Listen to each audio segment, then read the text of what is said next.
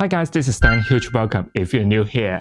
October is officially my worst reading month in my life. Normally in a month, I can finish at least 4 books, right? But in October, I barely finished 2 and I am still crawling through the last part of Empire of the Vampire. I don't really have any idea why is it like this.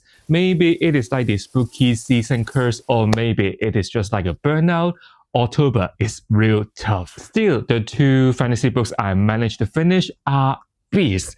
First of all, we have Towers of Midnight, the 13th book of the Wheel of Time series, and also Last of the Dragorn, second last book of the Echoes Saga. So even though the number of books I finished in October is real small, but the page number I think is still quite there. So now let's go through this relatively shorter wrap up of October. By the way, you can also share what you have read in October.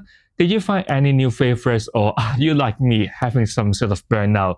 You can put down all your thoughts in the comment below. So the first book I finished in October also took me forever. It's Towers of Midnight by Brandon Sanderson and Robert Jordan, the 13th book of the Wheel of Time series. I think when we slowly reach the end of the series, every book will get longer. But fun fact here, the longest book in this series is actually Lord of Chaos. But I just don't know why this book took me ages to finish. Maybe I need to blame the new Pokemon game. I was addicted to it. After loving The Gathering Storm and Life of Dreams, which ties up quite a lot of long-running arcs, I just found this book not as strong. With so many characters to follow, I think in this book we focused quite a lot on Perrin and Egwene, and then Matt started to steal the spotlight by the end of the book. Rand and Elaine were present, but they're more in the background. But when I first go through the prologue and the following chapters, it did throw me off completely. Because Sanderson wanna align the story by jumping around timelines.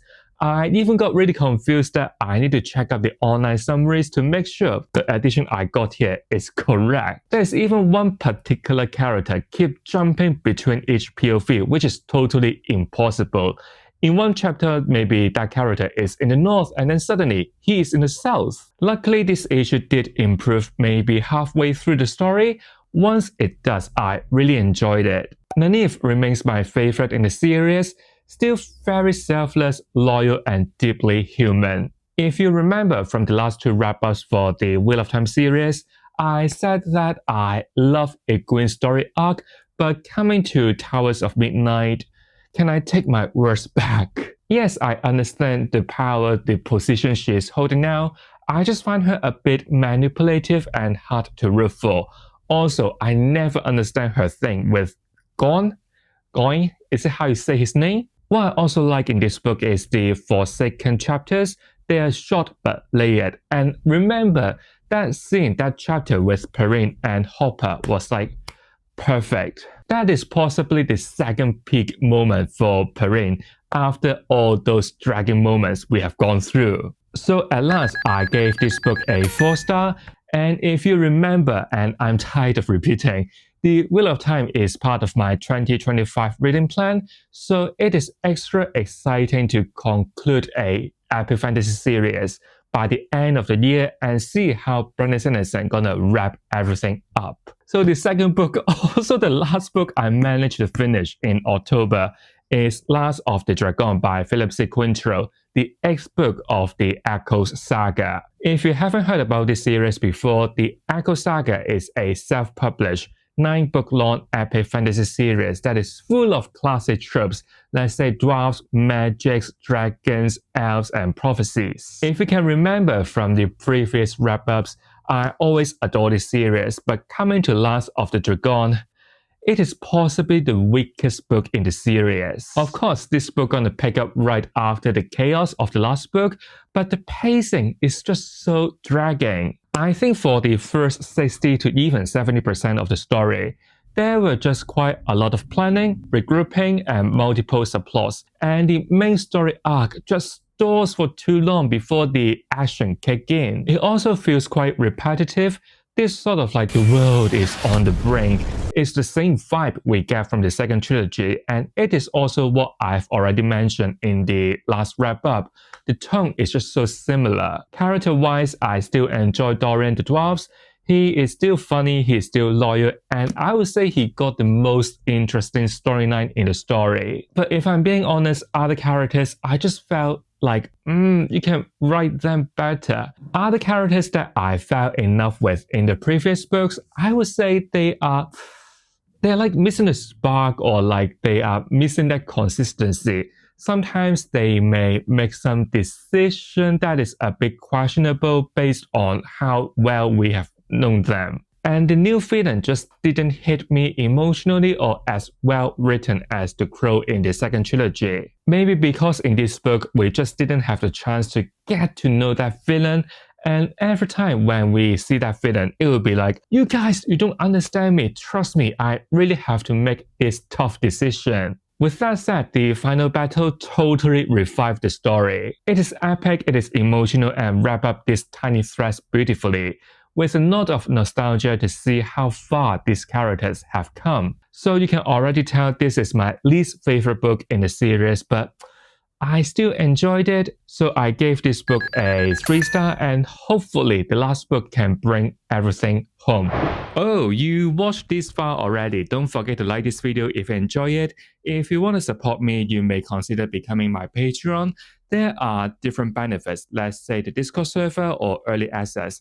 In the future, I may be thinking to do more reading sprints, but the number has to go up first. As always, the link is in the description. Same goes to my other social media, let's say my Instagram. I guess I will see you over Patreon, right? So let's get back to my October wrap-up. So to close out October, I picked up something perfect for Halloween. I have Empire of the Vampire by Jay Kristoff, the first book of the Empire of the Vampire series. Like I said, this is a book that I haven't finished yet, and I still got the last part to finish. If you haven't heard about this series before, it is a dark, gothic fantasy horror that is set in a world that the sun basically vanished and the Empire rules, and this event is also known as Day's Death.